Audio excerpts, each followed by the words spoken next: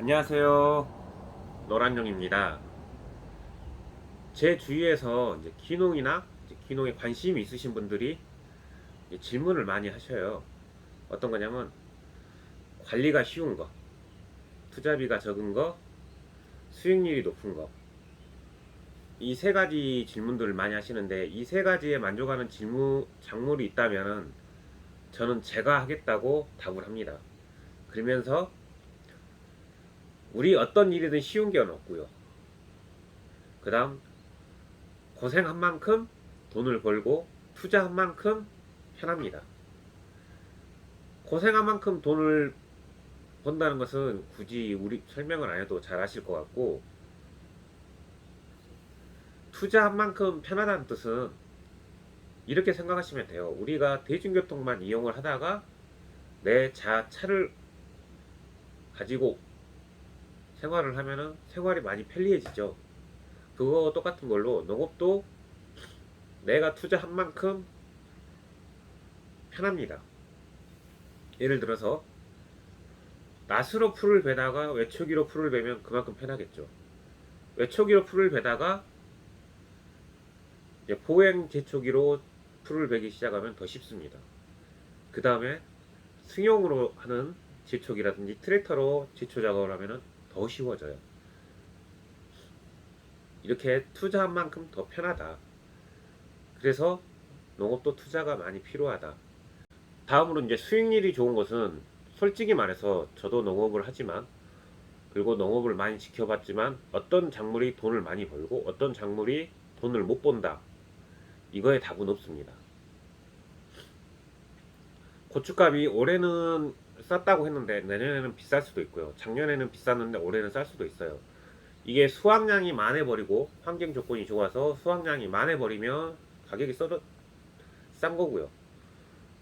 뭐 태풍이라든지 천재지변으로 인해서 수확량이 줄었을 때는 당연히 올라가는 거기 때문에, 내가 지금 올해 수익률이 좋다고 해서 다음에도 수익률이 좋다는 보장은 없어요. 그래서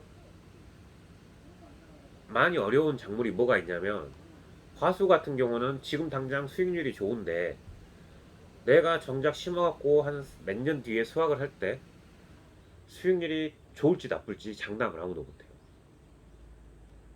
그렇기 때문에 어떤 작물이 좋다고는 전 추천을 못 드리고요.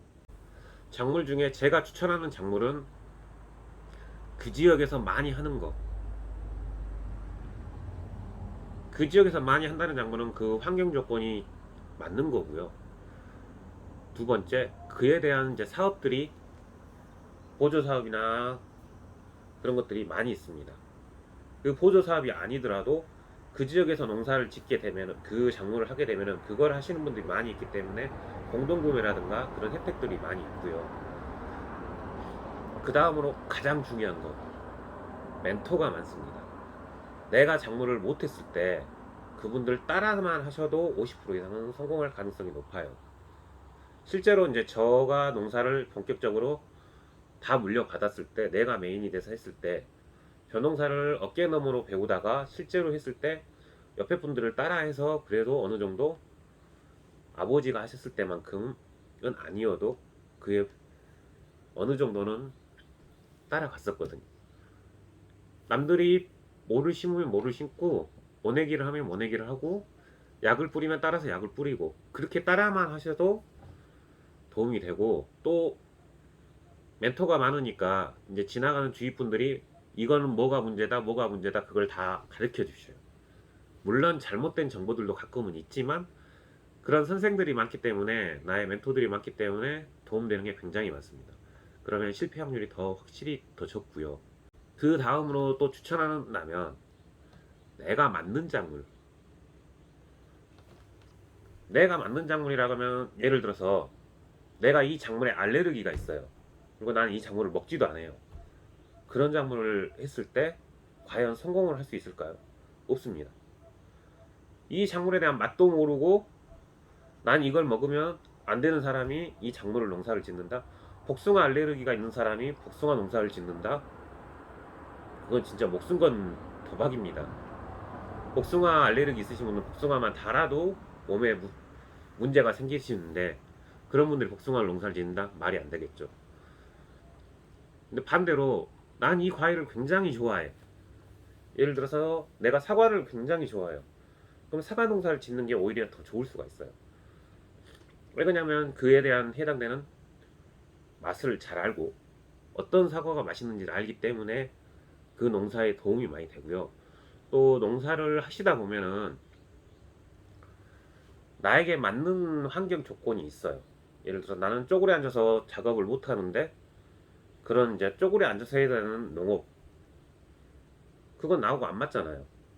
그럼 그거는 다른 인력을 쓰든가 어쩌든가 하기 때문에 투자비가 더 들어가는 거예요, 한 사람만. 뭐 나는 서서 장시간 일을 못 하는데 서서 작업해야 되는 작물. 이제 그런 거는 안 맞다는 거죠. 반대로 나는 서서 작업을 장시간 할 수 있어. 난 쪼그려 앉아서 장시간 할 수 있는 게 편해. 근데 농사 이것저것 하다 보면은 나에게 맞는 작물이 걸릴 때가 있어요. 그래서 처음부터 저는 귀농을 할 때 농사를 바로 짓지 말고 한번 실습을 해보시는 걸 추천을 해드려요. 텃밭이라든지 다른 것들이라든지 다른 사람 농장에 가서 일을 해보시다든지 그렇게 해서 내가 맞는 환경 조건이 있는 작물 어떤 것도 다른 거 경우 나는 추운 곳에서 일을 못하는데 그 온도가 계속 맞아져야 되는 작물들이 있습니다. 그런 작물을 하셨을 때 나한테도 굉장히 힘들겠죠. 근데 나는 더운 걸 잘 참고 더운 데서 좋아하는데 대부분 농사는 좀 더운 데서 많이 하기는 해요. 그런 작물이 맞다면 또 그 작물을 하시는 게 맞고 그래서 저는 추천해 주기로는 그 지역에서 많이 하는 작물 그리고 나에게 맞는 작물을 가장 추천을 해 드립니다. 딱 고정적인 작물보다는 그런 것이 제일 수익률이 더 좋을 수가 있어요. 남들이 돈 벌었다고 해서 나 따라했다가는 망하는 경우도 많고요.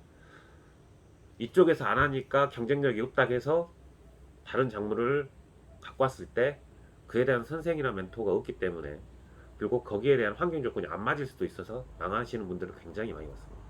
그래서 저는 추천하는 게 아까 말했던 것은 그 두 가지 조건에 맞는 분들 그런 작물을 하시는 게 성공률이 높고 실패율도 높습니다. 적습니다.